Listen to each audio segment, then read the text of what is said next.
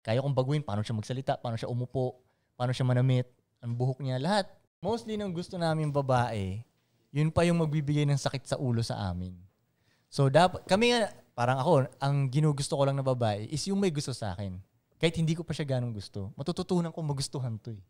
Once na hinulma ko to, sa settings na gusto ko, magugustuhan ko na ngayon siya. Pero sa umpisa, hindi ko siya ganong gusto. Siya lang may gusto sa akin. Pag hinayaan niyang ihulma ko siya, dun mag-work eh.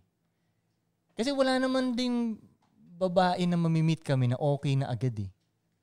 Walang ganun na gusto namin yung settings agad. Meron bang ganun na babae? Wala eh, di ba? Pag may babae magkagusto sa atin, meron pa nga tayong ayaw sa kanya eh. Tapos, tsaka natin siya ihuhulma ngayon sa gusto nating settings. Pag nahulma na natin, perfect na. Okay na, di ba? Basta, kuyari, gusto ako ng babae. Kaya ko siyang gawin kung ano ang gusto kong settings sa kanya eh. Kaya kong baguhin paano siya magsalita, paano siya umupo, paano siya manamit, ang buhok niya, lahat. Ugali niya. Sure. Are you sure? Kasi gusto niya ako eh. So no matter how you change someone, babalik at babalik pa rin sa kung ano talaga siya.